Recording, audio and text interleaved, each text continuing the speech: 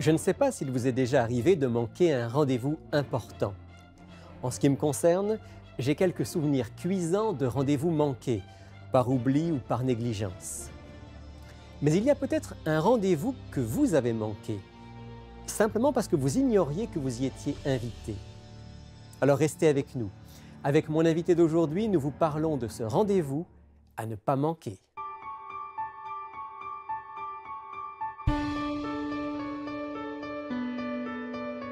Il est écrit, une émission présentée par Rémi Ballet.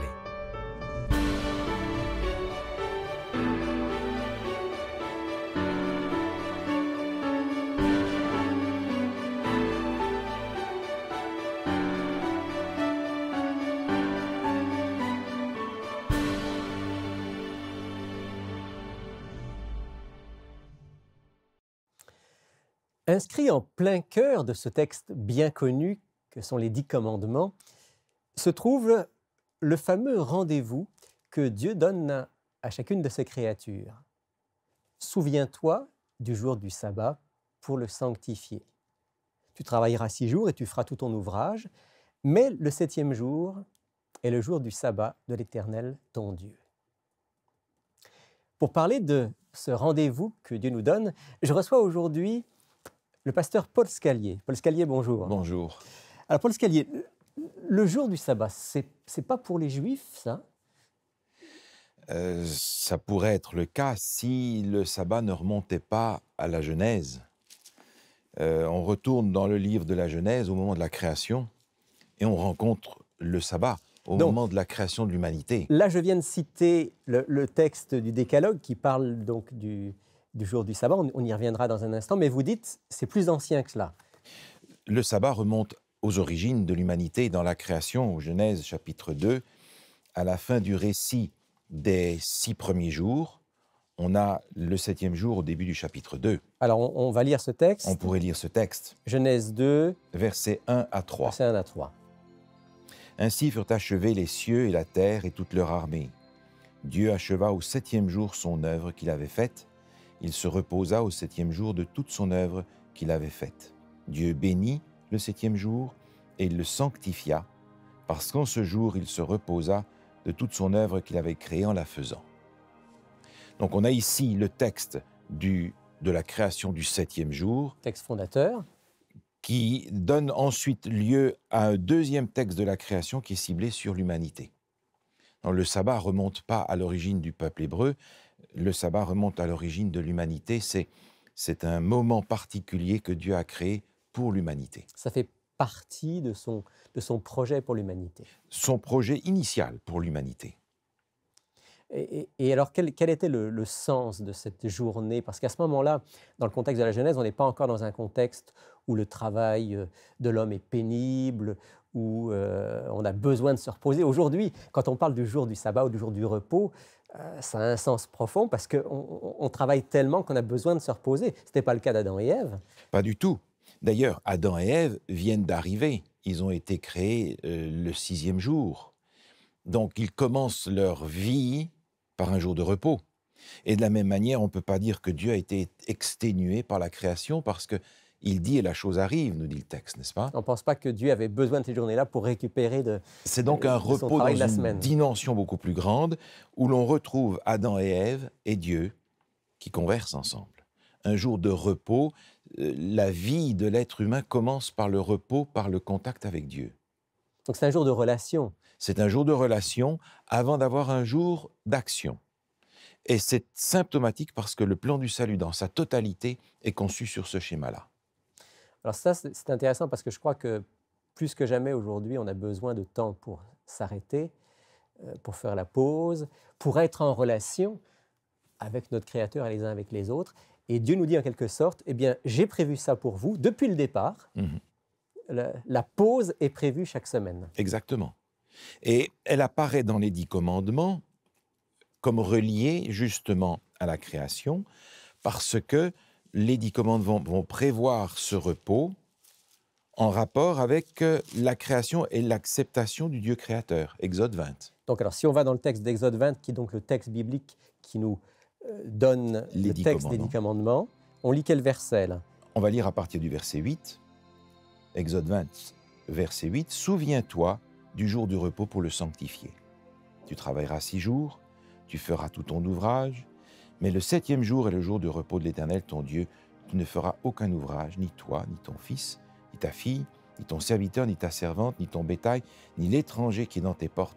Car en 6 jours, l'Éternel a fait les cieux et la terre et la mer et tout ce qui est contenu. Il s'est reposé le 7e jour. C'est pourquoi l'Éternel a béni le jour du repos et l'a sanctifié. » On retrouve la mention là de la création. La raison du 7e jour, observé comme repos, c'est la création. Donc il faut se référer à la création de l'humanité, au projet initial de Dieu, pour comprendre ce que Dieu veut dire ici. Je suis ton créateur. Tu dois te reposer en moi, t'appuyer sur moi, avant de passer à l'action. Généralement, nous observons un jour de repos, aujourd'hui, comme récompense du travail qu'on a accompli. J'ai bien travaillé, je mérite le repos. Mais Dieu ne donne pas le repos de cette manière-là. Dieu donne le repos d'abord pour que nous puissions travailler convenablement ensuite. Donc l'observation du sabbat, en fait, c'est l'observation d'un repos avant l'action, pas d'une récompense d'une action faite toute seule. Est-ce que je saisis bien le sens de ce qu'on a dit à travers le texte de la Genèse et l'Exode, en me disant, d'une part, ces textes nous montrent que ça fait partie du plan de Dieu, comme vous le disiez à l'instant, pour notre bonheur, pour notre relation avec notre Créateur, pour une action qui est tout son sens, et ça concerne toute l'humanité, pas seulement un peuple en particulier. Deuxièmement, le sabbat a pour vocation de me mettre en contact direct avec le Créateur. Avec le Créateur. C'est-à-dire que je suis replacé dans la perspective d'un Dieu tout-puissant qui m'aime, qui me crée, et dont je suis la créature, dont je suis l'enfant. Maintenant, le livre du Deutéronome va curieusement reproduire les 10 commandements et donner une raison différente pour l'observation du sabbat. Et j'aimerais regarder ça parce que c'est intéressant. Dans Deutéronome, au chapitre 5, on a de nouveau les 10 commandements. Deutéronome, c'est la loi une deuxième fois. Mais à partir du verset 15, une autre raison est donnée pour l'observation du sabbat. Deutéronome 5, verset 15. Deutéronome 5, verset 15 dit « Tu te souviendras que tu as été esclave au pays d'Égypte et que l'Éternel, ton Dieu, t'en a fait sortir à main forte et à bras étendus. C'est pourquoi l'Éternel, ton Dieu, t'a ordonné d'observer le jour du repos. » Donc là, ce qui est donné comme justification du sabbat, c'est la libération du travail d'esclave. C'est la libération de l'Égypte. D'ailleurs, dans le texte de la Genèse, le texte commence comme ça. « Je suis l'Éternel, ton Dieu, qui t'ai fait sortir du pays d'Égypte, de la maison de servitude. » Et les commandements viennent en conséquence de ça. Ici, c'est la raison qui est donnée pour le sabbat et qui permet de comprendre le deuxième pilier sur lequel s'appuie le sabbat. J'observe le sabbat parce que Dieu est mon créateur et je suis sa créature. Et Dieu est mon libérateur. C'est lui qui me sauve de l'esclavage et, comprenons ici dans la dimension spirituelle, de l'esclavage du péché dont nous n'arrivons pas à sortir par nous-mêmes. On a lu que dans la Genèse, Dieu a béni le jour du sabbat, il l'a mis à part, il l'a consacré, dit le texte. On a lu dans l'Exode, puis dans le Deutéronome, que ça faisait partie des 10 commandements. Si c'est tellement inscrit au cœur du projet de Dieu pour l'humanité, même dans les 10 commandements, comment se fait-il que ce soit tellement peu pratiqué? Alors, c'est intéressant justement parce qu'on a souvent fait du sabbat la propriété privée du peuple hébreu, du peuple juif. Alors qu'en réalité, depuis les origines, Dieu invite à ce rendez-vous par le sabbat. Dans le texte de l'Exode, et aussi dans celui-ci, on a cette notion de « souviens-toi ». Les autres commandements commencent par un impératif. Ici, c'est différent. « Souviens-toi ». Et il ne s'agit pas dans le texte biblique simplement de ne pas oublier. La notion de souvenir est directement associée à la notion d'alliance. Dans le psaume 103, par exemple, on a ce texte extrêmement fort qui associe les choses. On va aller dans le psaume 103. 103. Le verset 17 et 18 est un de ces textes qui fait un lien très fort entre l'observation et l'alliance. Verset 17. « Mais la bonté de l'Éternel dure à jamais pour ceux qui le craignent, et sa miséricorde pour les enfants de leurs enfants, pour ceux qui gardent son alliance, qui se souviennent de ses commandements afin de les accomplir. » Lorsque le texte de l'Exode nous dit « Souviens-toi du jour du repos », il ne s'agit pas de dire « N'oublie pas », il s'agit de dire « Tu as fait alliance avec moi. N'oublie pas cette alliance, donc sois fidèle à l'alliance. » Et l'alliance, c'est une alliance de libération, c'est une alliance de salut. Je suis l'Éternel ton Dieu qui t'ai fait sortir de l'esclavage du péché. Parce que je t'ai fait sortir de l'esclavage du péché, gardons cette relation de fidélité l'un avec l'autre. Mais on est bien d'accord que cette relation entre Dieu et nous, c'est une relation de tous les jours. C'est une relation de tous les jours, mais Dieu a des temps forts. Et on le verra probablement dans un autre moment, comment le pratiquer. Dans la pratique, Dieu rassemble non pas un ou deux ici et là, mais il rassemble son peuple dans sa totalité pour vivre quelque chose de fort, dans un rendez-vous qui est présenté comme une sainte convocation.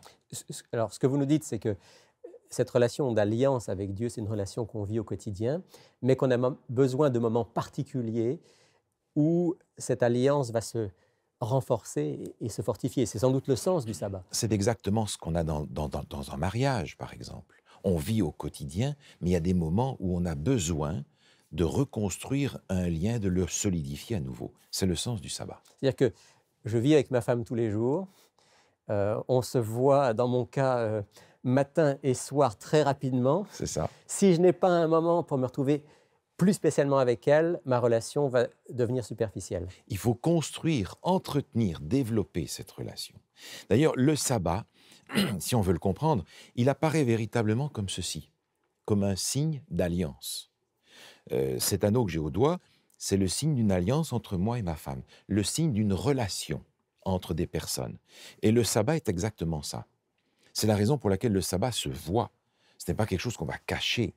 Je suis fier de cette alliance avec Dieu par lequel le texte me dit que c'est une alliance dans laquelle c'est lui qui me transforme, c'est lui qui me sauve, c'est pas moi. Et concrètement, c'est une journée que je mets à part spécialement, non seulement pour me reposer physiquement, mais pour me ressourcer spirituellement, être en relation avec Dieu.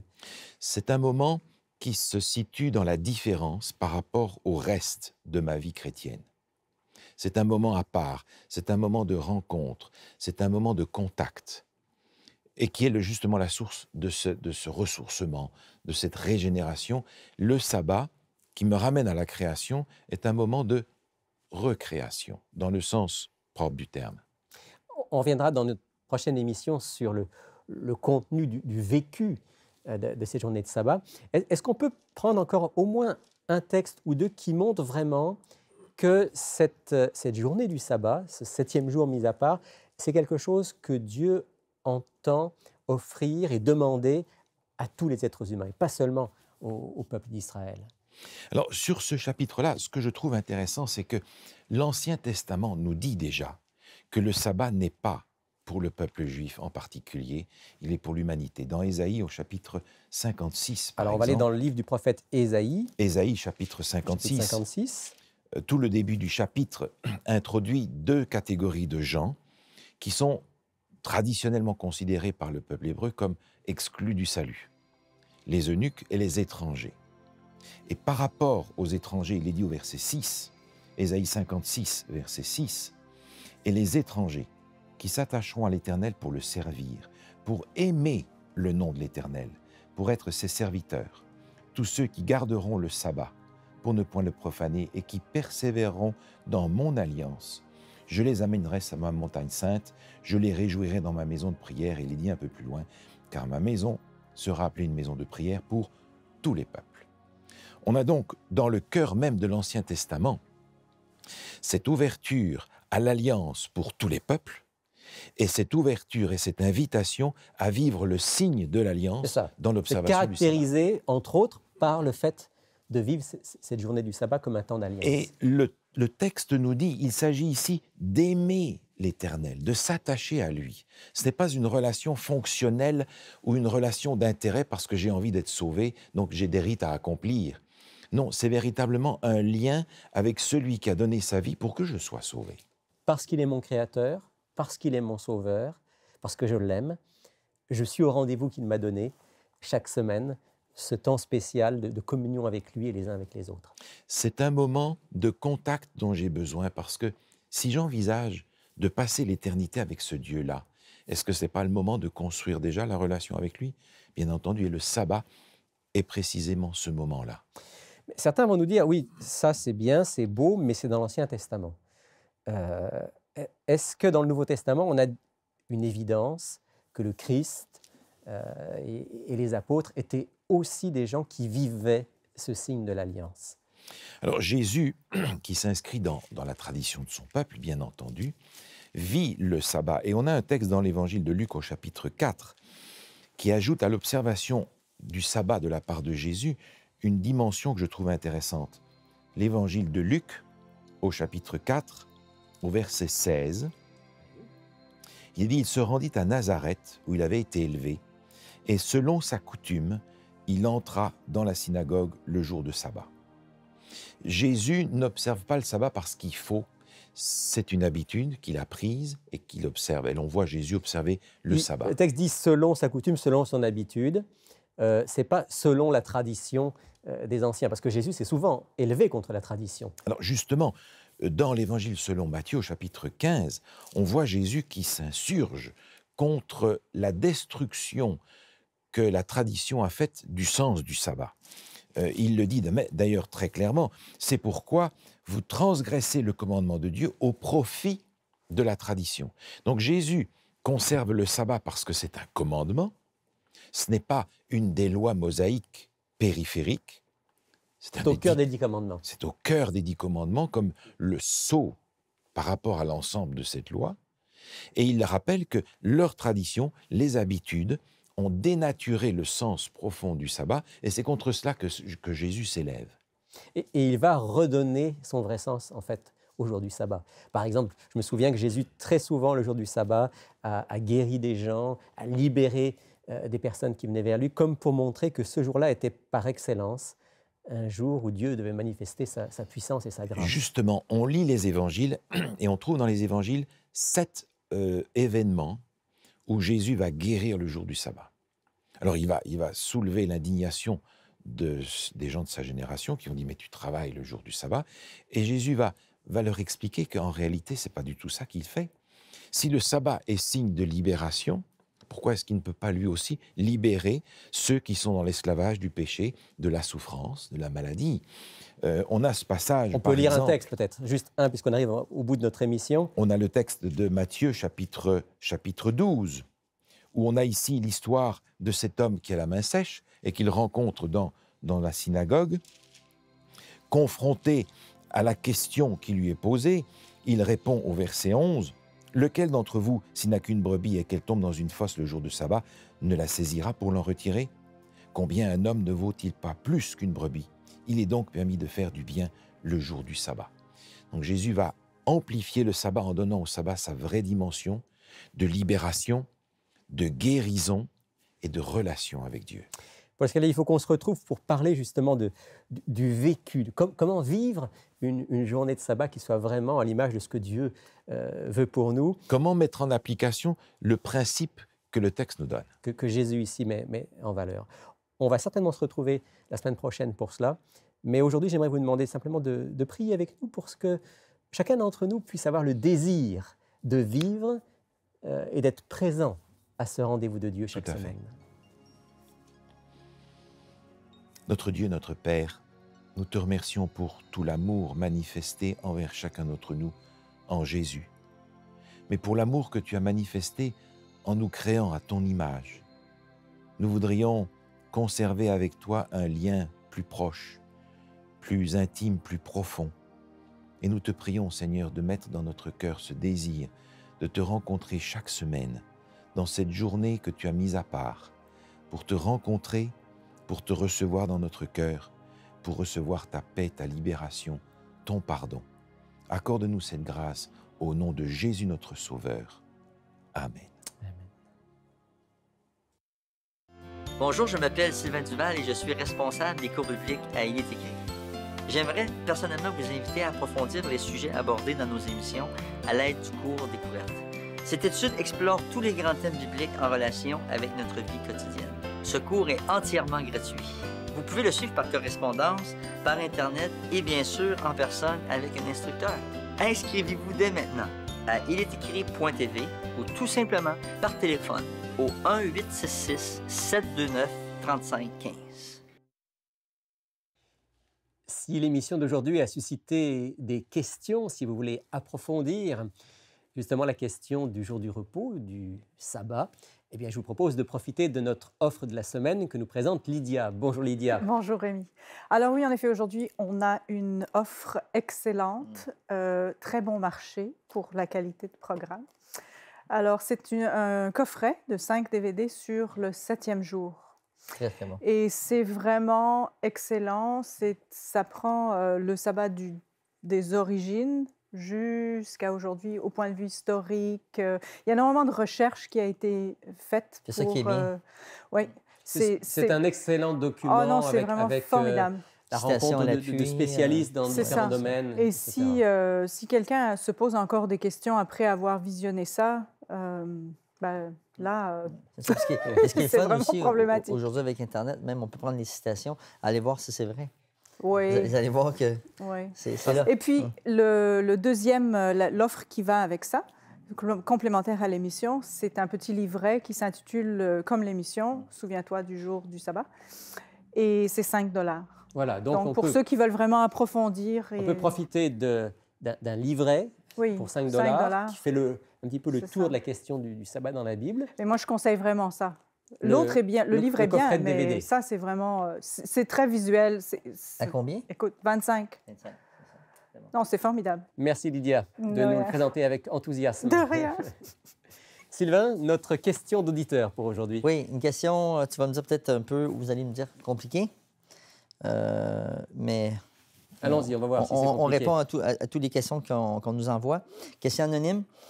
Est-ce que le jour du sabbat est le samedi, le jour 7 du calendrier grégorien? Et on enchaîne.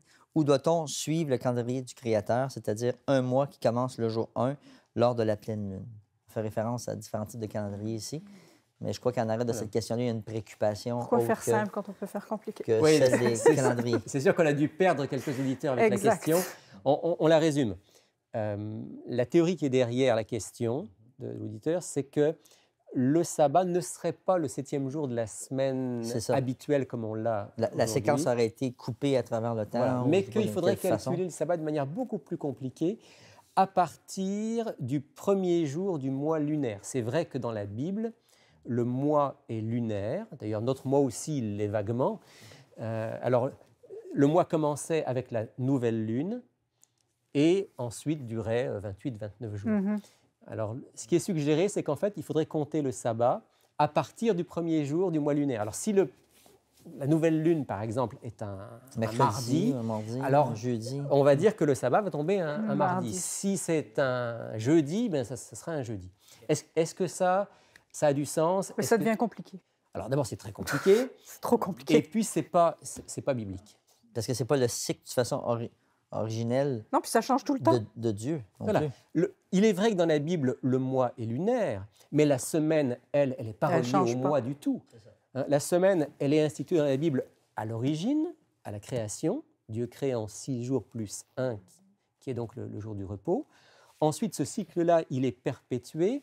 Jésus lui-même, par son témoignage, par son vécu, a montré qu'il reconnaissait le jour du sabbat de l'époque comme étant le jour institué par Dieu. Et depuis son époque et jusqu'à aujourd'hui, l'histoire nous confirme que les Juifs ont gardé d'une manière extrêmement fidèle et rigoureuse le jour du sabbat. Et on peut savoir qu'aujourd'hui, si vous allez aujourd'hui à la synagogue, vous n'y allez pas un mardi, vous n'y allez pas un jeudi. Non. C'est ça. Vous y allez un vendredi soir ou un samedi. Puis le jour de préparation, c'est que c'est le vendredi. C'est le vendredi. J'ai des amis aussi qui ont quitté le travail beaucoup plus tôt parce que c'était le jour de préparation. Exactement. Donc, je crois que, vous savez, il y a beaucoup de spéculations. On aime ce qui sort de l'ordinaire. On est une époque où il faut créer toutes sortes de choses qui sortent de l'ordinaire. Alors, certains ont trouvé cette idée du sabbat lunaire qui n'a aucun fondement biblique. Le sabbat de la Bible est plus simple que ça.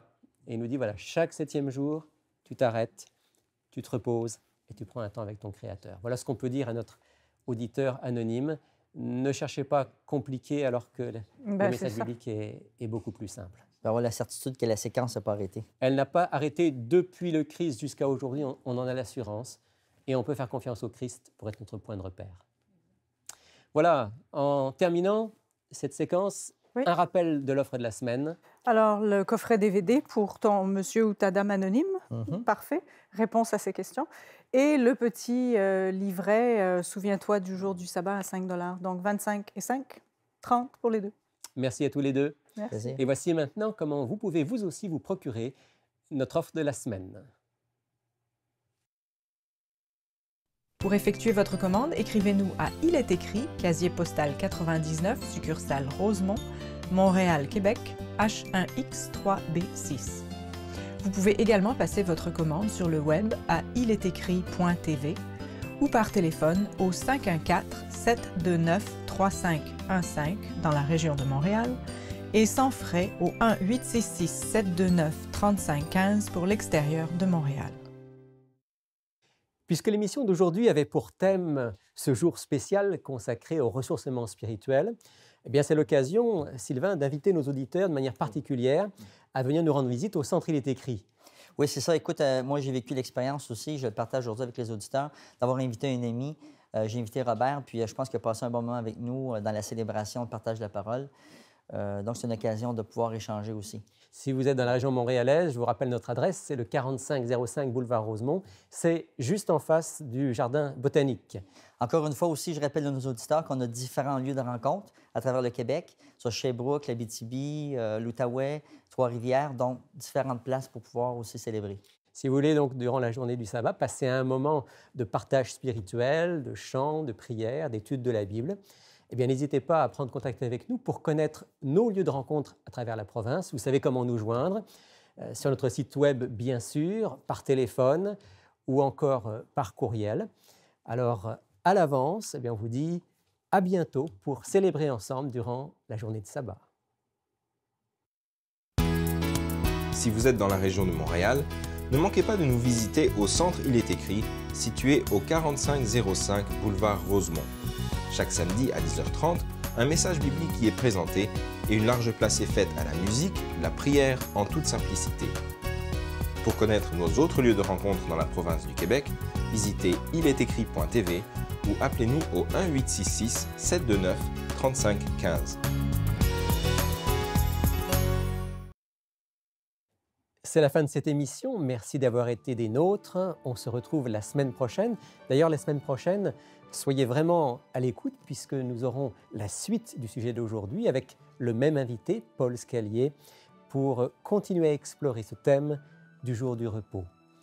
D'ici là, je vous souhaite une très belle semaine et souvenez-vous, il est écrit « L'homme ne vivra pas de pain seulement, mais de toute parole qui sort de la bouche de Dieu ».